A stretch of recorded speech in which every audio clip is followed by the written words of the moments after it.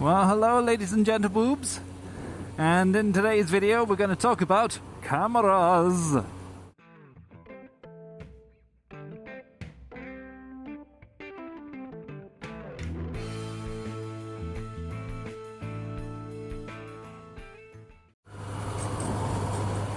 Okay, so videos have been scarce of late for a number of reasons, but one of them is what you're seeing right here now on this video. See how lovely and blue the sky is and how much sunny light is lighting up the sunny blue sky, and how it's nice and dry, and all these wonderful things that are great for biking and motor vlogging.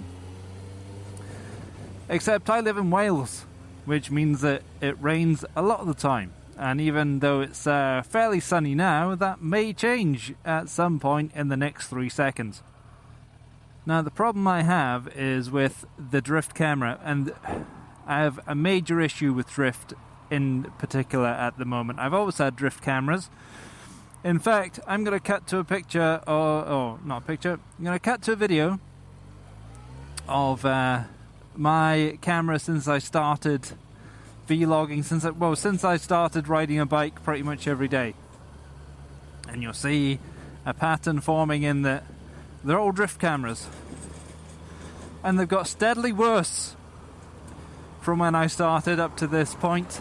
The Drift 4K or whatever it is now is also out, and apparently even that has issues. After I had the Drift Ghost S, the camera that I'm using now, I said I would never have a drift camera after that because it has been a massive piece of shit. Numerous issues with it. Freezing, corrupting data. It's about as water resistant as a piece of tissue paper. When I first started vlogging, if you look at my early videos, you'll see that I was vlogging in the absolute pissing rain. When the rain was coming downwards, sideways, it was coming from the floor, everywhere. From everything. Meteor strike, safe. Dinosaurs, safe. Nanobots. And that was with the Drift 720 initially. Never had a problem with the waterproofness of that. Always had the mic connected. Never an issue. Similar with the 1080p. When I had that, always had the mic connected unless it was, monsoon type weather. It was fine. The 720 was a great camera. The 1080p had a magenta shift in it, in the color scheme, which to a lot, to most people you wouldn't notice it. But when I was doing dual camera videos, you could see just how magenta or reddish the footage was from 1080p. Nothing I could do about that. Drift were there's no problem with magenta shift on our cameras. And then the Drift Ghost S came out, and that was more expensive. It was £300 odd, and it should have been a premium camera for that price. You should expect it to be fantastic and working great straight out of the box.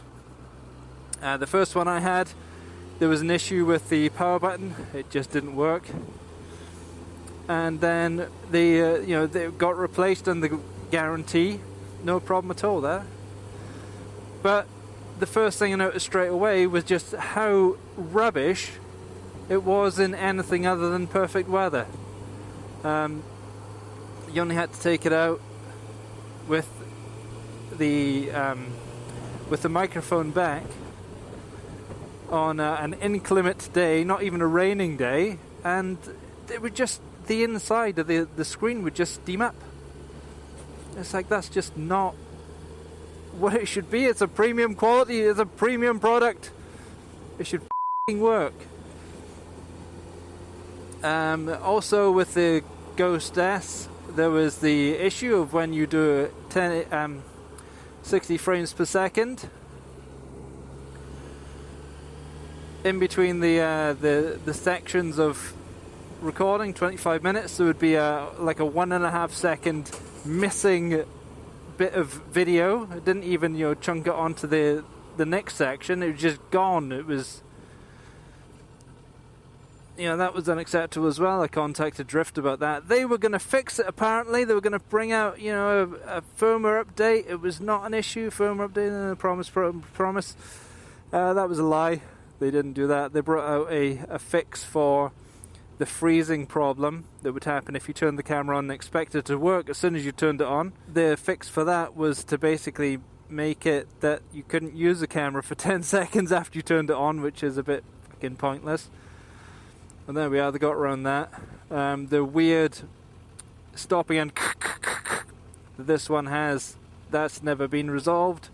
Never been any mention of it by Drift, but there we go, I'm not buying another Drift camera. So here's where you come in. This is what I want from a camera, right? For me to continue vlogging properly as well.